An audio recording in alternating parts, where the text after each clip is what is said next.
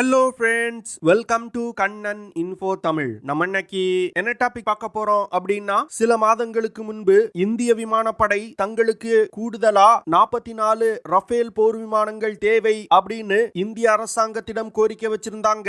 ஆனா இந்திய அரசாங்கம் ரஃபேல் போர் விமானங்களை வாங்காம அதிக அளவுல தேஜஸ் MK-1A விமானங்களை இந்திய விமானப்படையில் இணைப்பதற்கு முயற்சி செய்து வந்துகிட்டு இருக்காங்க. சில டிஃபென்ஸ் எக்ஸ்பர்ட்ஸ் ரஃபேல் போர் விமானத்தோட செயல்திறன் எவ்வளவு அதிகம், அந்த விமானத்திற்கு பதில் தேஜஸ் விமானங்களை எதற்காக இந்திய படையில இவ்வளவு அதிகமா இந்தியா இணைச்சிட்டு இருக்காங்க அப்படின்னு கேள்வி எழுப்ப ஆரம்பிச்சிருக்காங்க.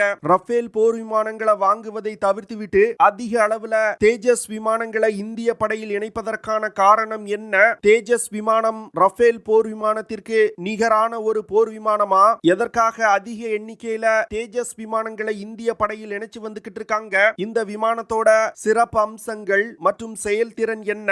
வரும் காலத்துல இந்திய விமானப்படையை கட்டமைப்பதற்கு என்ன மாதிரியான திட்டங்களை இந்தியா வச்சிருக்காங்க அப்படிங்கிறது குறித்து நம்ம டீடைலா இந்த வீடியோல பார்க்கலாம். நம்ம சேனல்ல டிஃபென்ஸ் மற்றும் ஜியோ பாலிடிக்ஸ் சம்பந்தமா தினம் ஒரு வீடியோ பப்ளிஷ் பண்ணிட்டு இருக்கோம். உங்களுக்கு நம்ம சேனல்ல பப்ளிஷ் பண்ணக்கூடிய வீடியோஸ் பிடிச்சிருந்துச்சுன்னா சேனலை சப்ஸ்கிரைப் பண்ணி சப்போர்ட் பண்ணுங்க. நீங்க பண்ற ஒவ்வொரு சப்ஸ்கிரிப்ஷனும் எனக்கு அடுத்தடுத்த வீடியோஸ் போடுறதுக்கு ஒரு மோட்டிவேஷனா இருக்கும். 2016 வருடம் பிரான்சிடம் இருந்து 36 ரஃபேல் போர் விமானங்களை வாங்குவதற்கு ஒரு மிகப்பெரிய ஒப்பந்தம் கையெழுத்திடப்பட்டது. இந்த 36 ரஃபேல் போர் விமானங்களை கிட்டத்தட்ட 58,800 கோடி ரூபாய்க்கு இந்தியா வாங்குவதற்கு முடிவு செஞ்சிருந்தாங்க. இந்த 36 ரஃபேல் போர் விமானங்களை இந்தியா வாங்கியதும் நிறைய டிஃபென்ஸ் எக்ஸ்பர்ட்ஸ் இப்போ எப்படி Su-30 MKI போர் விமானம் இந்திய விமானப்படையின் முதுகெலும்பா செயல்படுதோ அதே போன்று வரும் காலத்துல ரஃபேல் போர் விமானங்கள் தான் இந்திய விமானப்படையின் ஃப்ரண்ட் லைன் ஃபைட்டர் ஜெட் விமானமா செயல்படும் அப்படின்னு சொல்லி வந்தாங்க.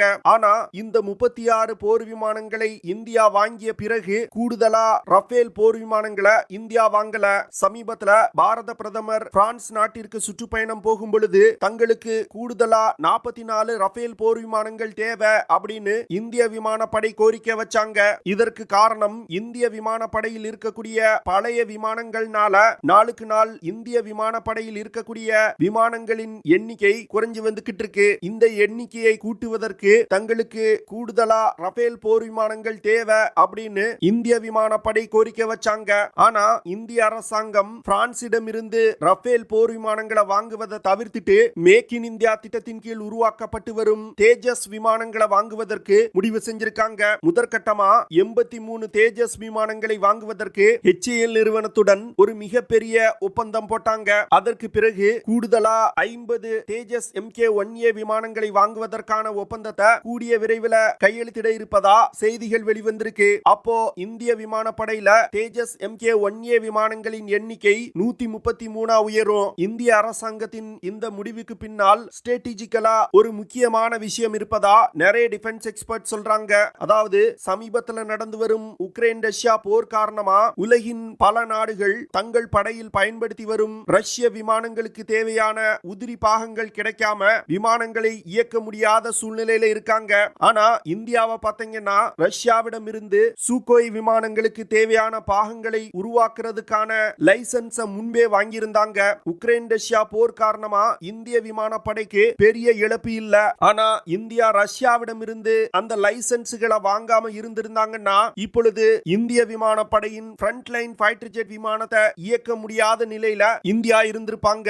இது ஒரு நாட்டோட பாதுகாப்பிற்கு எவ்வளவு பெரிய அச்சுறுத்தலான விஷயமா இருந்திருக்கும். வரும் காலத்துல இதே போன்ற நிலை மறுபடியும் ஏற்படுவதற்கு வாய்ப்பு இருக்கு. அதனால எந்த ஒரு வெளிநாட்டு விமானத்தையும் இனி இந்திய விமானப்படையின் ஃப்ரண்ட் லைன் ஃபைட்டர் ஜெட்டா ஆக்க கூடாது அப்படின்னு முடிவு செய்துதான் இந்தியா தேஜஸ் விமானங்களை அதிக அளவுல இணைப்பதற்கு முடிவு செஞ்சிருக்காங்க. அது மட்டும் இல்லாம தேஜஸ் MK-1A விமானம் தவிர வரும் காலத்துல இந்தியா உருவாக்கி வரும் தேஜஸ் MK-2 விமானங்களை பெரும் அளவுல இந்திய விமானப்படையில் இணைப்பதற்கு திட்டமிட்டிருக்காங்க. கிட்டத்தட்ட 108 தேஜஸ் MK-2 விமானத்தை இணைப்பதற்கு இந்தியா திட்டமிட்டிருக்காங்க. அது மட்டும் இல்லாம 126 AMCA 5th generation fighter jet விமானங்களையும் இந்திய விமானப்படையில அடுத்த 10 வருடங்கள்ல இந்தியா இணைப்பாங்க. இது தவிர சமீபத்துல பிரான்சிடம் இருந்து இந்திய கடற்படையின் விமானம் தாங்கி போர்க்கப்பல்கள்ல வச்சு இயக்குவதற்கு 26 ரஃபேல் M போர் விமானங்களை வாங்குவதற்கு முடிவு செஞ்சிருக்காங்க. ஆனா இந்த விமானமும் ஒரு டெம்பரவரி அரேஞ்ச்மெண்ட் தான். இப்போ இந்திய விமானப்படையின் விமானம் தாங்கி போர்க்கப்பல்கள்ல பயன்படுத்தப்பட்டு வரும் MiG-29K விமானத்தோட செயல்திறன் ரொம்ப மோசமா இருக்கு. அதனால ஒரு குறுகிய காலத்துல ஏற்படக்கூடிய பிரச்சனைகளை சமாளிப்பதற்கு தான் இந்த 26 ரஃபேல் M போர் விமானங்களை இந்தியா வாங்குறாங்க. ஆனா லாங் டேர்ம்ல இந்தியா உள்நாட்டிலே டெவலப் செய்து வரும் டெட்பஃப் விமானங்களை தான் அதிக அளவுல இந்திய விமானப்படையில இணைக்க போறாங்க. கிட்டத்தட்ட 100 டெட்பஃப் விமானங்களை இந்திய கடற்படையில இணைக்க போறாங்க. இதனால ஃபியூச்சர்ல ஃபைட்டர் ஜெட் விமானங்களுக்காக வெளிநாடுகளை நம்பி இருக்க வேண்டிய நிலை இனி இந்தியாவுக்கு வரவே கூடாது அப்படிங்கிற ஒரு திட்டத்தோட இந்தியா செயல்பட்டு வந்துகிட்டு இருக்காங்க. இதன் காரணமாக தான் அதிக அளவுல ரஃபேல் போர் விமானங்களை இறக்குமதி செய்வதற்கு காலம் தாழ்த்தி வந்துகிட்டு இருக்காங்க. அது மட்டும் இல்லாம 100க்கும் மேற்பட்ட மல்டி ரோல் ஃபைட்டர் ஜெட் விமானங்களை வாங்குவதற்கான MRFA திட்டத்தையும் இந்தியா செயல்படுத்த மாட்டாங்க அப்படின்னு சொல்றாங்க. ஏன்னா MRFA திட்டத்தின் கீழ் 100 ஃபைட்டர் ஜெட் விமானங்களை வாங்குவதற்கான கான்ட்ராக்ட இந்தியா இப்போ கையெழுத்திட்டாங்கன்னா அந்த விமானங்கள் தயாராகி இந்தியாவுக்கு வருவதற்குள் இந்தியா உள்நாட்டிலே டெவலப் செய்து வரும் தேஜஸ் MK2 விமானத்தோட டெவலப்மெண்ட் முடிக்கப்பட்டு விமானத்தோட ஃபுல் ப்ரொடக்ஷன் ஸ்டார்ட் ஆயிரும். அதனால வெளிநாட்டுல இருந்து வாங்கப்பட்ட விமானங்களோட தேவை இந்திய விமானப்படைக்கு இருக்காது. நிறைய டிஃபென்ஸ் எக்ஸ்பர்ட்ஸ் என்ன கேள்வி எழுப்புறாங்கன்னா, இந்தியா ரஃபேல் போர் விமானங்களை இறக்குமதி செய்யாம தேஜஸ் MK1A விமானங்களை வாங்குறாங்கன்னா அந்த விமானம் ரஃபேல் போர் விமானங்களுக்கு நிகரான விமானமா அப்படின்னு கேள்வி எழுப்புறாங்க. ஆனா இந்த விஷயத்துல ஒரு முக்கியமான ஃபேக்டரை நம்ம கவனிக்கல. அதாவது இப்போ இந்திய விமானப்படைக்கு இருக்கக்கூடிய பிரச்சனை என்னன்னா, விமானங்கள் பழசாகிறதுனால விமானப்படையில் இருக்கக்கூடிய விமானங்களின் எண்ணிக்கை குறைஞ்சிக்கிட்டே வருது. அந்த விமானங்களை ரீப்ளேஸ் செய்வதற்கு தான் விமானம் தேவை. இப்போ இந்திய விமானப்படையில் இருக்கிறதுலே ரொம்ப பழைய விமானம் அப்படின்னா அது MiG-21 விமானம். அந்த விமானத்தோடு தேஜஸ் MK1A விமானத்தை கம்பேர் செஞ்சோம்னா அது பல மடங்கு சுப்பீரியரா இருக்கும். இதன் காரணமாக தான் இந்தியா அதிக அளவுல தேஜஸ் MK1A விமானங்களை இந்திய படையில் இணைப்பதற்கு திட்டமிட்டிருக்காங்க. MiG-21 மற்றும் ஜாகுவார் விமானங்கள் தான் இந்திய விமானப்படையில இருந்து முதல்ல ரிட்டையர் செய்யப்படும். அந்த விமானங்களை ரீப்ளேஸ் செய்வதற்கு தான் கூடுதலா 50 தேஜஸ் MK1A விமானங்களை இந்தியா வாங்குறாங்க. MiG-21 மற்றும் ஜாகுவார் விமானங்களோடு தேஜஸ் MK1A விமானங்களை கம்பேர் செஞ்சோம்னா தேஜஸ் MK1A விமானத்தோட செயல்திறன் இந்த விமானங்களை விட பல மடங்கு அதிகமாயிருக்கும். இதுதான் இந்திய விமானப்படையோட திட்டம். அது மட்டும் இல்லாம தேஜஸ் MK1A விமானத்துல பல்வேறு விதமான ஆயுதங்கள் இணைக்கப்பட்டிருக்கு. ஆனா தேஜஸ் MK1A விமானத்தை ரஃபேல் போர் விமானத்தோடு கம்பேர் செஞ்சோம்னா ரஃபேல் போர் விமானம் தான் தேஜஸ் MK1A விமானத்தை விட ஒரு வலிமையான விமானமா இருக்கும். ஆனா இப்பொழுது இந்தியாவுக்கு தேவைப்படுவது MiG-21 மற்றும் ஜாகுவார் விமானங்களை ரீப்ளேஸ் செய்வதற்கு ஒரு விமானம். தேஜஸ் MK1A விமானத்துல பல அதிநவீன தொழில்நுட்பங்கள் இணைக்கப்பட்டிருக்கு. இந்த விமானத்துல சாஃப்ட்வேர் டிஃபைன்ட் ரடார் அப்படிங்கிற ஒரு அதிநவீன ரடார் சிஸ்டம் இணைக்கப்பட்டிருக்கு. அடுத்து எதிரி மிசைல் மற்றும் விமான தாக்குதலில் இருந்து தேஜஸ் விமானங்களை பாதுகாப்பதற்கு CMDS அப்படிங்கிற கவுண்டர் மெஷர் டிஸ்பென்சரி சிஸ்டம் அப்படிங்கிற ஒரு அதிநவீன சிஸ்டம் இந்த விமானத்துல இணைக்கப்பட்டிருக்கு. அடுத்து இந்த விமானத்துல VHF மற்றும் UHF அப்படிங்கிற ஆண்டனா மற்றும் டேட்டா லிங்க் சிஸ்டம் இணைக்கப்பட்டிருக்கு. முதற்கட்டமா தயாரிக்கப்படும் தேஜஸ் MK1A விமானத்துல இஸ்ரேல் நாட்டால் தயாரிக்கப்பட்ட ELT AESA ரடார் சிஸ்டம் இணைக்கப்பட்டிருக்கு. ஆனா ஃபியூச்சர்ல DRDO டெவலப் செய்து வரும் உத்தம்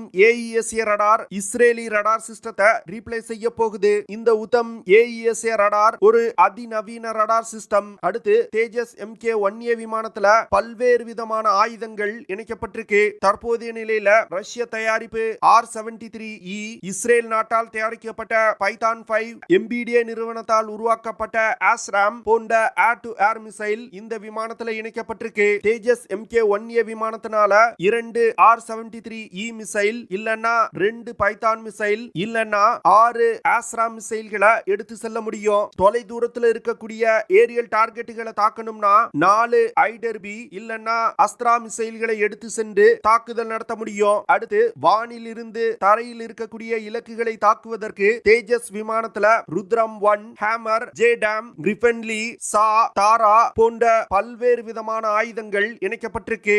இந்த விமானத்தினால ஒரே நேரத்துல 10 சா அப்படின்னு சொல்லக்கூடிய ஸ்மார்ட் ஆன்டி ஏர்ஃபீல்ட் வெப்பன்களை எடுத்து சென்று தாக்குதல் நடத்த முடியும். இந்த சா வெப்பன்னால 100 கிலோமீட்டர் தூரத்துல உள்ள இலக்குகளை மிக துல்லியமா தாக்க முடியும். முடியும். ஸ்மார்ட் ஆன்டி ஏர்ஃபீல்ட் வெப்பன்ல 80 கிலோகிராம் எடை கொண்ட பெனிட்ரேட்டிங் கம் பிளாஸ்ட் வார்ஹெட் இணைக்கப்பட்டிருக்கு. இதனால விமான ஓடுதளத்தின் மீது இந்த ஆயுதத்தை பயன்படுத்தி ஒரு தாக்குதல் நடத்தணும்னா அந்த விமான ஓடுதளத்துல மிகப்பெரிய பள்ளங்கள் ஏற்படும். இதனால எதிரிகளால் விமானத்தை ஓடுதளத்துல இயக்க முடியாத நிலை ஏற்படும். அடுத்து 250 கிலோகிராம் எடை கொண்ட HSL D அப்படிங்கிற ஒரு பாம இந்த விமானத்துல இணைச்சிருக்காங்க.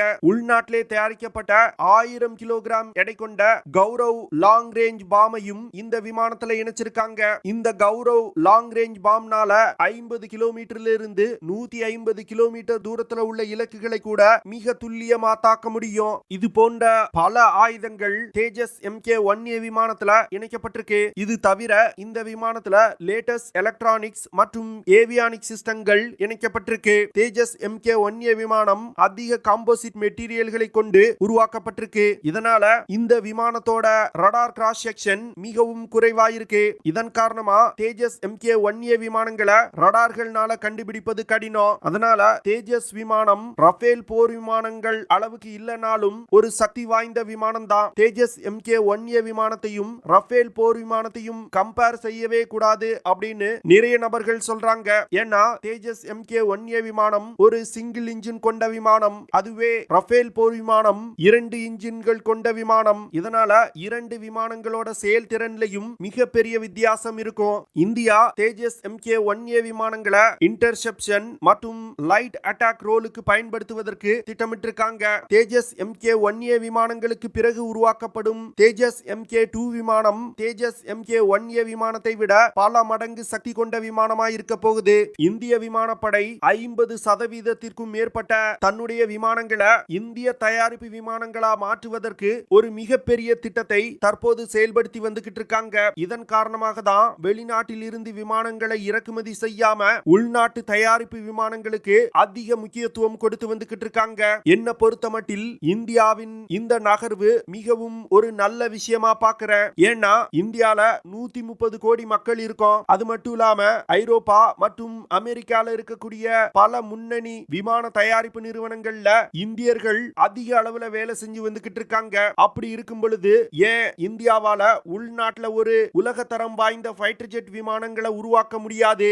இந்தியாவின் ஆயுத தேவைய உள்நாட்டு நிறுவனங்களை கொண்டு பூர்த்தி செஞ்சுக்கிட்டோம்னா நமது பணம் மற்ற நாடுகளுக்கு செல்வது குறையும். அது மட்டும் இல்லாம இந்திய ஆயுத தயாரிப்பு நிறுவனங்கள் மிகப்பெரிய அளவுல வளர்ச்சி அடையும். நீங்க என்ன நினைக்கிறீங்க? இந்தியா ரஃபேல் போர் விமானங்களை வாங்காம தேஜஸ் விமானங்களை வாங்குவது சரியா சரி இல்லையா அப்படிங்கறத கமெண்ட் பண்ணுங்க. ஓகே ஃப்ரெண்ட்ஸ், நம்ம வீடியோவோட நிறைவு பகுதிக்கு வந்துட்டோம். இதெல்லாம் தான் நான் உங்ககிட்ட ஷேர் பண்ணணும் அப்படின்னு நினைச்ச விஷயங்கள். ஐ ஹோப் நான் ஷேர் பண்ண விஷயங்கள் உங்களுக்கு பிடிச்சிருக்கும்னு நினைக்கிறேன். அப்படி பிடிச்சிருந்துச்சுன்னா ஷேர் பண்ணுங்க, லைக் பண்ணுங்க, கமெண்ட் பண்ணுங்க. மறக்காம நம்ம சேனலுக்கு சப்ஸ்கிரைப் பண்ணுங்க. அப்படியே அந்த பெல் நோட்டிபிகேஷனை கிளிக் பண்ணி ஆல்ங்கிற ஆப்ஷனை எனேபிள் பண்ணிக்கங்க. See you in the next video. Jai Hind.